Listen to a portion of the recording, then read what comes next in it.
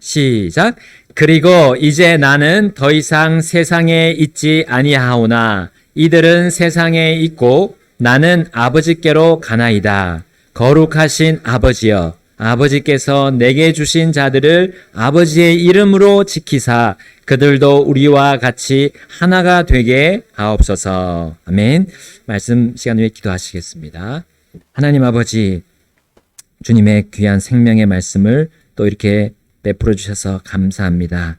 주님, 이 시간을 통해서 주님의 말씀이 높여지기를 간구드립니다. 주님, 주님이 전하시고자 하는 그 말씀을 전해 주옵소서. 저들 각자는 주님의 말씀이 없다면 정말 이 세상에서 승리하면서 또 주님을 기쁘시게 하면서 살 수 없음을 고백합니다. 주님, 주님의 말씀 이 시간 찬양하며 높여드리오니 주님, 저들에게 정말 주시고자 하는 그 말씀 각자에게 또 각자의 삶 속에 적용할 수 있도록 주님 전해 주옵소서. 선포해 주옵소서. 예수님의 이름으로 기도드렸습니다. 아멘. 앉으시겠습니다. 네, 오늘 오전 말씀 제목, 교회는 거룩하신 하나님의 이름으로 하나 될 수 있다. 제목입니다. 거룩하신 하나님의 이름으로 교회가 하나 될 수 있다. 라고 오늘 말씀해 주시는 거 보겠습니다. 자, 우리 사람들에게 영생을 주시기 위해서 우리 예수님은 아버지와 자신이 영화롭게 됨을 구하셨어요. 죄인들에게 영생을 주시기 위해서 아버지와 아들은 영화롭게 되심이 마땅하다는 것을 우리 지난 시간에 보았습니다. 우리가 여기서 모여서 경배할 때 우리 하나님과 예수님을 계속 찬양하고 찬송하고 우리 기도 중에도 높여드렸습니다. 이제 또 설교를 통해서 또 그렇게 높여드리는 이유가 바로 여기에 있습니다. 자, 우리 혼들의 구원을 위해서 주님은 그렇게 열심히 일하셨고 또 자신을 보내신 아버지를 높여드리셨어요. 우리도 그렇게 하는 겁니다. 자, 이제 예수님은 아버지께 자신이 땅에서 아버지를 영화롭게 해 드렸다고 말씀드립니다. 여기 17장 4절 말씀에 나오죠. 우리 4절 말씀 함께 읽어볼까요? 시작. 내가 땅에서 아버지를 영화롭게 하였사오니 곧 아버지께서 내게 하라고 주신 일을 내가 끝마쳤나이다. 아멘. 자, 예수님은 아버지께서 하라고 하신 그 일을 끝마치심으로 아버지를 영화롭게 했다고 말씀하셨어요. 이미 끝마쳤다고 했어요. 영화롭게 해드리는 일을 끝마쳤다고 했습니다. 바로 그 끝마치신 일이 무엇입니까? 아버지께서 예수님에게 맡기신 그 일이 무엇일까요? 그분이 십자가에 못 박히시는 일입니까? 자, 그런데 그 일은 아직 시작도 안 했거든요. 아직 예수님은 잡히지 않으셨어요. 겟세마네에서 기도하실 때 그분은 아직 유대인들에게 붙잡히시기 전이었어요. 지금 이 말씀하실 때는.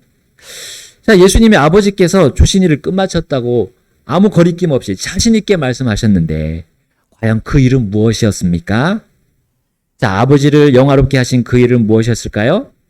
자, 물론 이 일은 십자가에서 못 박혀 죽으시고 장사되시고 부활하신 그 일과도 연관이 아주 매우 깊이 있습니다.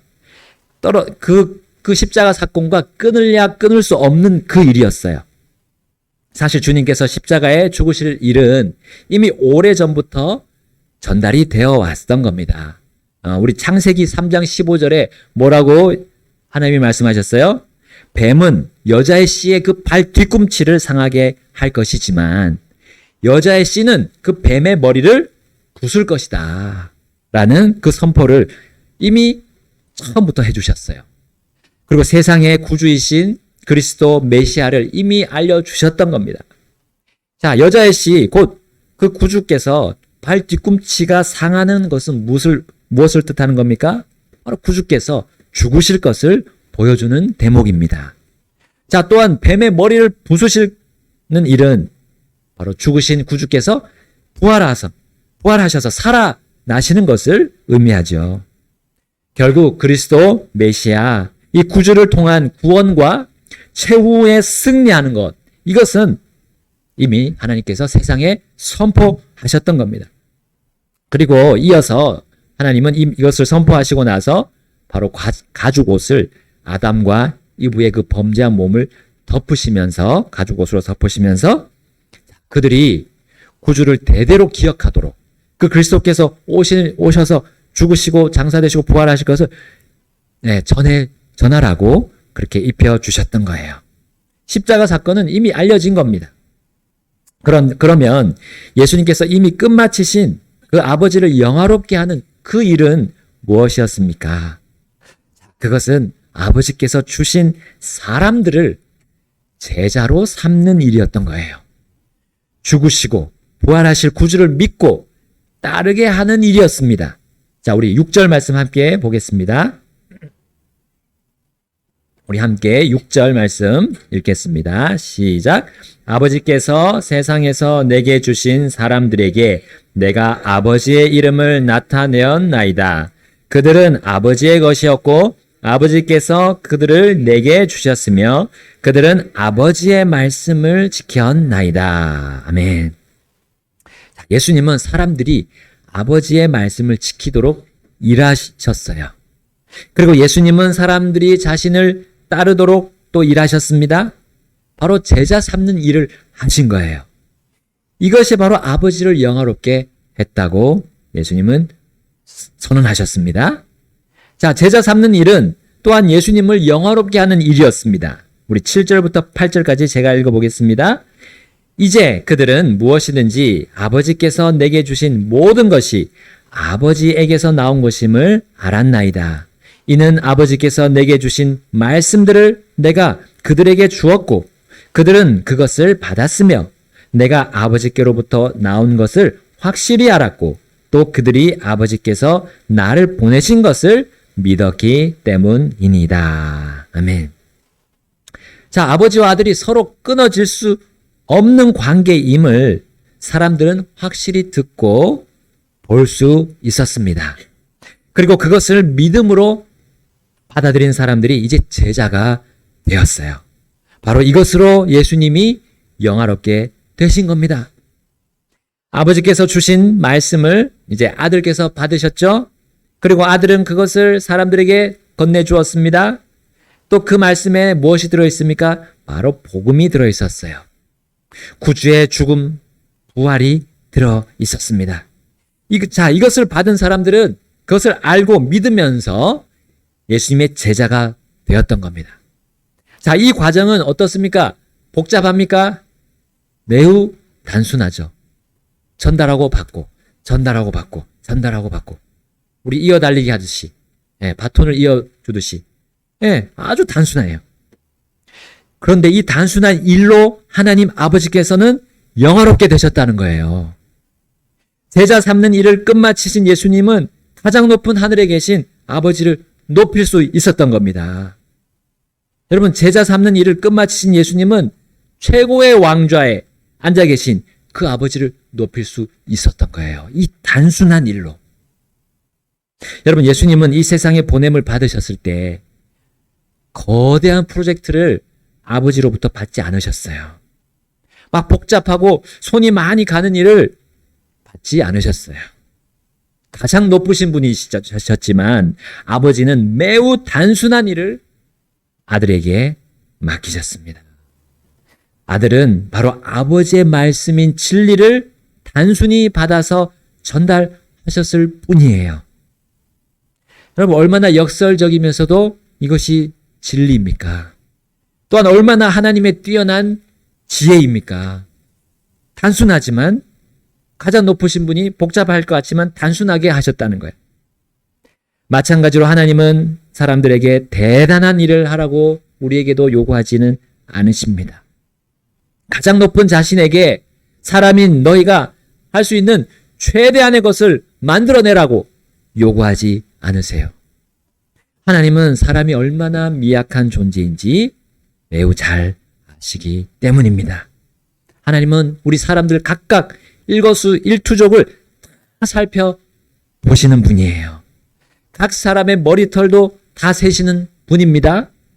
그러므로 하나님은 죄인이자 원수인 우리 사람들을 사랑하실 수 있으세요. 그리고 사람들 각자의 뜻대로 사는 그 죄의 길에서 돌이키라고 말씀해 줄 수 있으신 분입니다. 곧 아들 예수님이 죄인들을 위해서 한 일을 받아들이라고만, 그냥 받아들이라고만 요구하시는 거예요. 여러분, 이게 얼마나 쉽고 간단하고 분명한 우리 구원을 받는 방법입니까? 여러분, 이렇게 불지옥과 영원한 불호수에서 구원받은 사람들이 바로 예수님의 제자들이었어요. 그리고 이 제자들로 인해서 예수님은 아버지를 영화롭게 하는 일을 끝마치셨다고 말씀하셨습니다. 여러분, 이 제자들이 바로 누굽니까? 예수님께서 마태복음 16장 18절에 세우시겠다고 약속하신 교회 아닙니까? 교회. 그 첫 번째 교회, 예수님이 반석 위에, 자신 위에 세우리라고 약속하신 첫 번째 교회가 바로 이 제자들 아니었습니까? 네. 반석 위에 내 교회를 세우시겠다 하시면서 지옥의 문들이 그것을 이기지 못하리라고 약속하셨던 그 교회가 이 제자들이었습니다. 여러분, 이들이 주님의 교회의 첫 번째 회원들이었어요. 그 첫 번째 회원들은 12명 중에 한 명이 빠진 11명이었죠. 지금 가룟 사람 유다가 없기 때문에. 여러분, 매우 적은 수 같아 보이지만 하나님 아버지는 그들이 한 일로 인해서 또한 영화롭게 되셨던 거예요. 그들이 복음을 전해서 지금까지 이어져 온 거 아닙니까? 이 단순한 일로 인해서 아버지와 아들이 영화롭게 되셨다는 거예요. 여러분, 교회가 얼마나 주님 앞에서 귀한 모임입니까? 숫자에 관계없이 주님은 두세 사람이 자신의 이름으로 모인 그 교회를 귀하게 여기시고 그 교회에게 자신의 그 단순한 일, 아버지와 아들과 모든 하나님께서 영광 받으시는 일을 맡기셨던 거예요. 여러분, 주님은 교회를 그렇게 귀중히 여기십니다. 예수님께서 비유로 말씀하신 것들이 있습니다. 우리 자신의 모든 소유를 팔아서 그 보물이 숨겨져 있던 그 땅을 샀던 그 사람의 예화가 있죠. 그 하늘의 왕국에 대한 예화이지만 우리 하늘의 왕국 안에는 그 가장 깊숙한 곳에는 바로 그 보물과 같은 교회가 있어요. 예수님 그 교회를 너무나 귀중히 여기는 것을 그 예화를 통해서 보여주셨던 겁니다. 또 어떤 한 사람이 매우 귀한 진주 하나를 사기 위해서 자신의 모든 소유를 팔았던 그 예화를 예수님이 또 말씀해 주시면서 이게 바로 내 교회다. 너무너무 기뻐하고 사랑하는 교회다라고 하시는 거예요. 왜냐하면 아버지께서 교회를 사랑하셔서 아들에게 교회를 만들라고 그 일을 맡기셨기 때문이에요. 아버지께서 사랑하십니다. 하나님 아버지께서 이 교회를 사랑하세요. 그러므로 아들도 사랑함이 마땅하죠. 아들도 이 교회를 얼마나 사랑하시는지 그런 예화를 통해서 우리에게 보여주고 계십니다. 그러므로 아들은 아버지를 영화롭게 해드리기 위해서 교회 세우는 일을 십자가 사건 전에 이미 끝 마치셨어요. 그러므로 주님은 자신의 피로 형제 자매가 된 우리 지체들, 이 지체들이 서로의 기준으로 서로를 판단하지 않도록 경계하고 계십니다. 왜냐하면 그 일로 인해서 아버지와 아들이 영화롭게 되지 못하기 때문이에요. 자, 그래서 우리 로마서 14장 10절 말씀은 이렇게만 나와 있습니다. 우리 로마서 말씀 지금 읽고 계시죠? 묵상하고 계시죠? 우리 14장으로 가보겠습니다. 10절 다 같이 읽겠습니다. 시작. 그런데 내가 어찌하여 내 형제를 판단하느냐? 내가 어찌하여 내 형제를 무시하느냐? 이는 우리가 다 그리스도의 심판석 앞에 설 것이기 때문이라. 아멘. 여러분, 형제를 판단하고 싶은 생각이 불쑥불쑥 드는 우리에 대해서 주님은 잘 아시고 이렇게 당부하고 계십니다.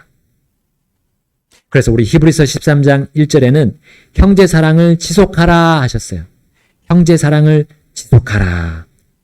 하시면서 우리 형제를 판단하려는 생각, 이 무시하려는 생각이 우리 생각 속에서 이게 불쑥불쑥 들 때가 있음을 우리에게 말씀해 주십니다. 그것을 없애라. 계속해서 없애나가라 라고 당부하시는 거예요. 여러분, 우리가 이것을 이렇게 할 수 있을 때가 있어요. 굉장히 하기 쉬울 때가 있습니다.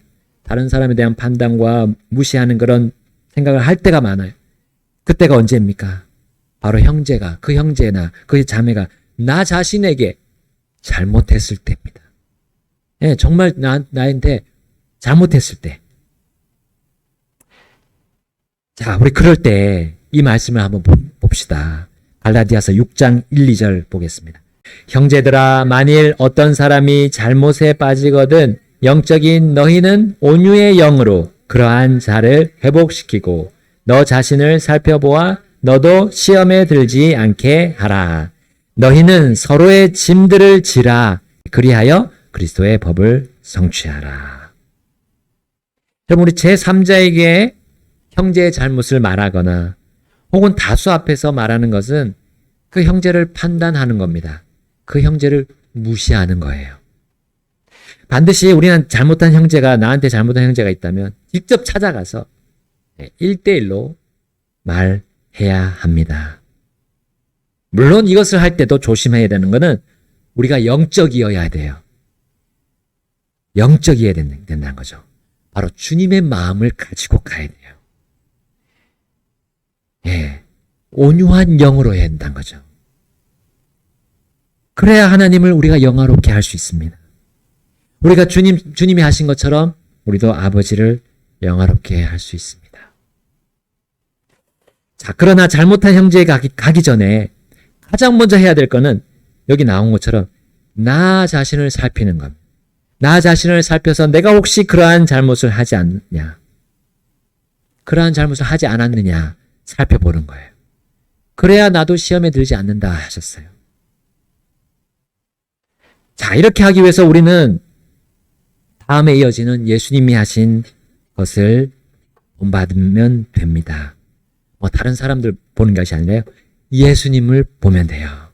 요한복음, 우리 다시 본문으로 돌아가서 17장 9절을 보겠습니다. 17장 9절. 내가 그들을 위해 기도하나이다. 내가 세상을 위해 기도하지 아니하고 오직 아버지께서 내게 주신 자들을 위해 기도하오니 이는 그들이 아버지의 것이기 때문이니이다. 아멘.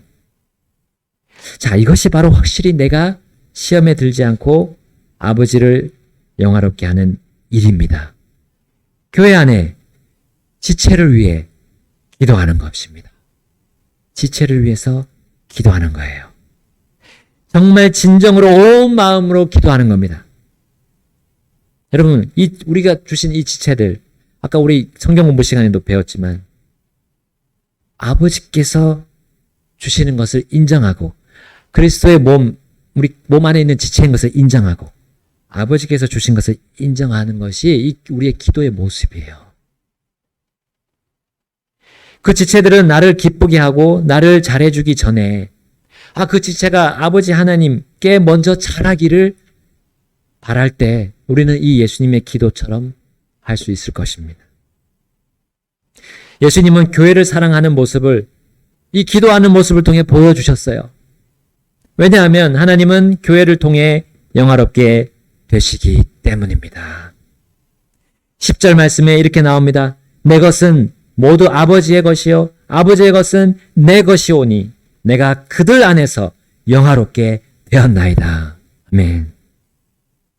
교회는 하나님의 것입니다. 여러분, 우리 각 지체는 하나님의 것이에요. 하나님의 양떼라고 말씀하셨습니다. 하나님의 교회, 하나님은 또한 교회의 것입니다. 여러분, 이것은 아들이 아버지의 것이고 아버지가 아들의 것이란 그 진리와 똑같이 이어지는 거예요. 우리 교회와의 관계에서도 이어지는 겁니다. 교회 간의 지체들 간의 관계에서도 그렇게 이어지는 거예요. 우리 주님의 기도를 통해서 우리에게 보여주고 계십니다. 예수님은 교회 안에 모인 무리가 사람임을 잘 아십니다. 예. 구원받은 사람도 육신을 가지고 언제든지 또 얼마든지 옛날 습관을 발산할 수 있음을 우리 하나님 잘 아십니다. 그래서 교회가 얼마든지 분란이 일어날 수 있는 무리임도 주님은 잘 아세요. 서로 작은 일에도 섭섭해하고 그 일이 불씨가 돼서 큰 문제를 야기할 수도 있음을 우리 주님 잘 아십니다. 심지어 파당을 만들어서 서로를 고소하고 정죄하고 판단할 수도 있음을 우리 주님 잘 아십니다. 그러므로 교회 머리이신 우리 주 예수님은 자신의 교회를 위해서 이렇게 아버지께 간구하셨어요. 본문 우리 17장 11절 함께 읽겠습니다. 17장 11절입니다. 다 같이 읽겠습니다. 그리고 이제 나는 더 이상 세상에 있지 아니하오나 이들은 세상에 있고 나는 아버지께로 가나이다. 거룩하신 아버지여, 아버지께서 내게 주신 자들을 아버지의 이름으로 지키사 그들도 우리와 같이 하나가 되게 하옵소서. 그들도 우리와 같이 하나가 되게 하옵소서. 여러분, 주님은 교회를 아버지의 이름으로 지켜달라고 구하셨습니다. 여러분, 아버지의 이름으로 삼위일체가 하나이듯이 그들도 이 교회도 하나가 되게 해달라고 구하셨어요. 사람의 이름으로 교회가 시작되지 않았습니다. 사람의 이름으로 교회는 내부적인 문제를 해결할 수 없습니다. 사람의 이름으로 교회가 세워질 수 없습니다. 여러분, 그렇게 존재하는 교회들은 비정상적인 무리입니다. 하나님이 세우신 무리가 아니기 때문에 곧 무너져서 사라질 겁니다. 그러나 주님은 자신의 교회를 아버지의 이름으로 유지하시고 보수하시고 보존해 주시는 분이심을 여기 알려주고 계세요. 도저히 하나가 될 수 없는 무리이지만 서로 각자의 삶이 있고 각자의 배경이 있지만 아버지의 이름으로 하나가 될 수 있음을 알려주셨습니다. 여러분, 오늘 아버지의 이름 가운데 여기 예수님이 말씀하신 그 이름 하나가 나옵니다. 바로 거룩하신 아버지입니다. 거룩하신 아버지입니다. 여러분, 아버지의 이름 가운데 거룩이라는 그 이름으로 교회는 죄와는 분리되는 거예요. 죄악된 세상과는 떨어지는 겁니다. 분리하는 겁니다. 그리고 이 거룩이라는 이름 때문에 우리는 지옥의 문들을 이길 수 있는 힘이 있는 거예요. 그러므로 교회가 분란이 생기는 이유 중 하나는 서로가 거룩을 상실했기 때문입니다. 거룩한 삶을 살지 않기 때문. 여러분, 아버지의 거룩한 이름이 교회에게 그대로 적용되어야 함을 예수님은 겟세마네에서의 기도로 가르쳐 주고 계십니다. 여러분, 교회는 다른 이름으로 또 불리잖아요. 성도라고 불립니다. 성도는 거룩할 성자, 또 무리 도자입니다. 거룩한 무리라는 뜻이에요. 그럼 교회가 거룩하지 않으면 마치 건물의 기초가 흔들리는 것과 같아요. 마치 반석에 지은 이 집을 전체를 뜯어내서 모래 위로 옮기는 것과 같습니다. 자, 모래 위에 지은 집은 홍수가 났을 때 어떻게 된다고 말씀하셨어요? 예수님이 무너져 버립니다 라고 말씀하셨어요. 교회의 머리이신 예수님은 사람들을 제자들로 만들어서 교회로 세우기 위해 아버지의 그 거룩한 이름을 토대로 삼으셨던 거예요. 예수님은 항상 그렇게 거룩한 삶을 사셨어요. 왜냐하면 교회를, 성도를 만들기 위해서 그렇게 하셨습니다. 요한복음 17장 12절 상반절에 이렇게 나와 있습니다. 내가 그들과 함께 세상에 있었을 때에 아버지의 이름으로 그들을 지켰나이다. 아버지의 이름, 그 거룩하신 이름으로 교회를 지켰다 하셨어요. 위기가 있을 때마다, 교회가 흔들릴 수 있는 위기가 있을 때마다 예수님은 거룩하신 아버지의 이름을 벗어나지 않으셨던 겁니다. 항상 거룩함이 바로 그 문제들의 해답으로 적용하셨던 거예요. 매우 단순한 방식으로 해결하셨던 겁니다. 사람의 지식과 지혜가 조금도 첨가될 수 없는 것이 바로 하나님의 거룩함, 그 본성입니다. 하나님의 거룩함심의 그 본성이세요. 오직 하나님만이 거룩하시기 때문입니다.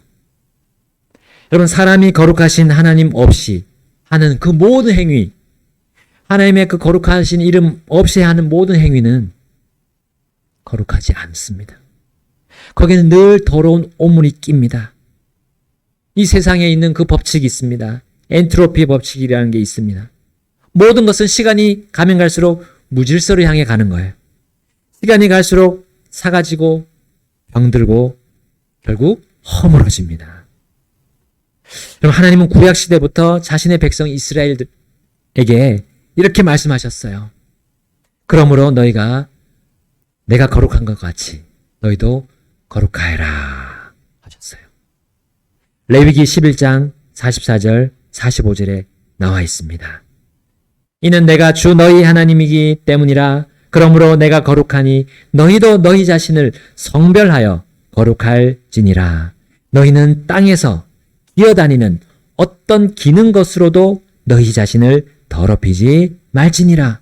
이는 나는 너희 하나님이 되려고 너희를 이집트 땅에서 데리고 올라오는 주이기 때문이라. 내가 거룩하니 너희도 거룩할지니라. 아멘. 여러분, 하물며 예수님께서 거룩하신 아버지의 이름, 이 이름을 위해 세우신 교회는 아버지께서 거룩하신 것 같이 거룩해야 함이 당연하죠.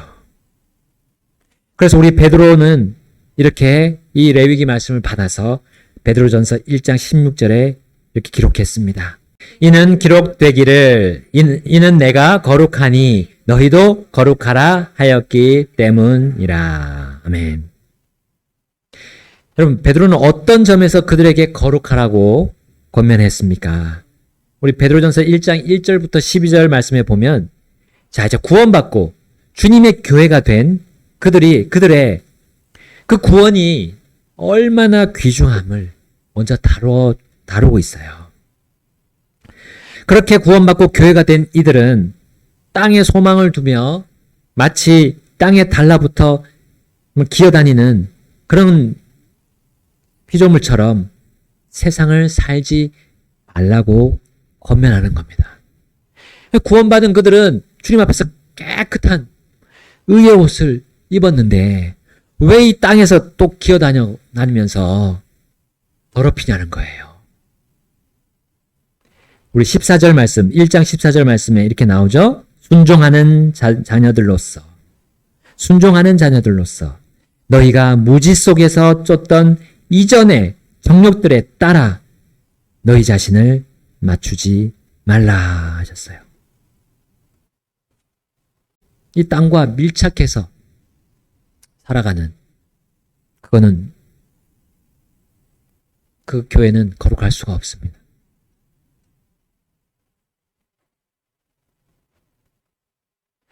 우리의 마음이죠. 우리의 마음부터 시작하는 것. 우리의 마음 속에 어떤 동기로 그 말을 하고 어떤 동기로 그렇게 행동하고 하는 것을 거룩하신 하나님이 모르실 리가 있겠습니까? 그러니까 교회에게 거룩하라고 말씀으로 말씀해 주시고 그 말씀으로 씻으라고 하시는 거예요. 그런 마음의 동기를 말씀으로 몰아내라는 거예요. 어떻게 해요? 순종하는 거예요. 아버지 하나님이 왜 아버지라는 이름을 가지고 계십니까? 우리 가정에 보시면 돼요.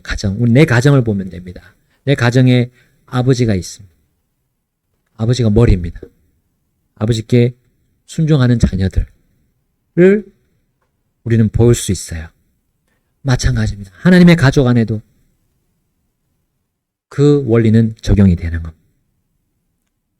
순종하는 겁니다. 아버지가 왜 존재합니까? 가정을 부양하고 이끌고 유지하고 보수하는 그 일을 하기 위해서 존재하는 거 아닙니까? 아버지의 의도가 옳다면 순종하는 거죠. 그것이 나를 위한 일이기 때문에, 내가 잘 되는 일이기 때문에. 아버지께서 우리 보고 거룩하라 하셨으면 우리가 거룩하면 되는 거예요. 이 세상과 밀착해서 살지 말라는 거예요. 이 세상의 땅에서 기는 그런 벌레같이 그렇게 살지 말라. 또한 사람들에게 집중하게 되면 우리는 거룩함을 잃어버릴 거라는 경고를 해주십니다. 베드로전서 1장 17절 함께 읽겠습니다. 1장 17절 시작.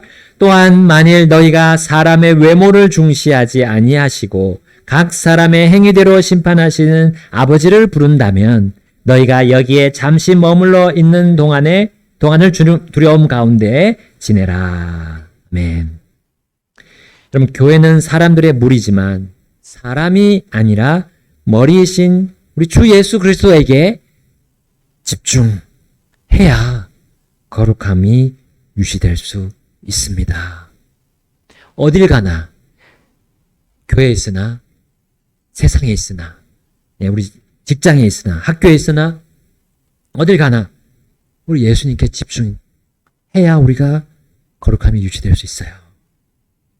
그리고 하나님 아버지는 각 사람의 행위대로 심판하심을 우리 교회가, 특히 교회에게 제일 잘 알 수 있도록 허용하십니다.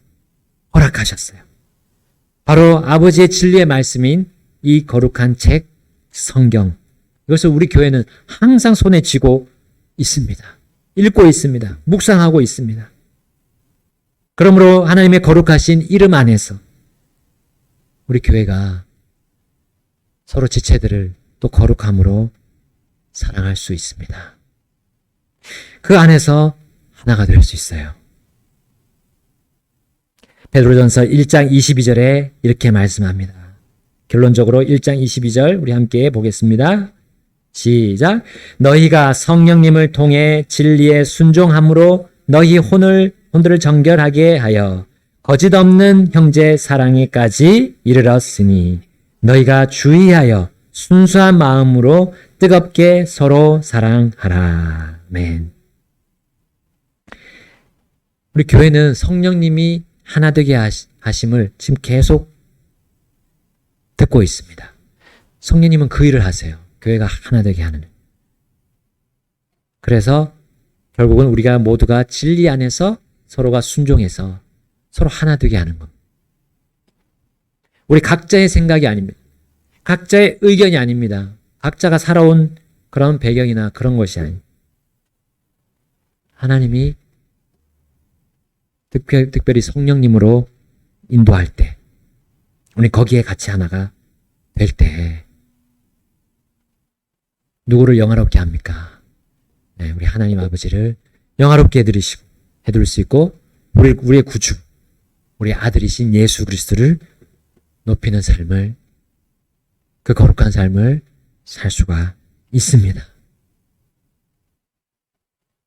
오늘 예수님께서 우리 해주신 말씀 기억합시다. 예수님은 교회를 어떻게 세우셨다고요? 거룩하신 하나님 아버지의 이름으로 세우셨습니다. 그리고 아버지를 영화롭게 해드릴 수 있었습니다. 그리고 자신도 영화롭게 되셨습니다. 거룩이 빠지면 교회는 이 세상과 똑같아집니다. 그러면 교회라는 이름이 아무 쓸데가 없어요. 하나님이 주신 그 의도와 완전히 벗어나는 그 길로 가게 되어 있습니다. 자, 우리 교회는 거룩합니까? 여러분, 우리 각자에게 물어봅시다. 이 시간 우리 주님 앞에 가셔서 우리 나 자신에게, 다른 사람이 아니라 나 자신에게 물어봅시다. 내가 주님 앞에서 정말 거룩한 삶을 살고 있는지. 우리 같이 주님 앞으로 나가셔서 기도하시겠습니다.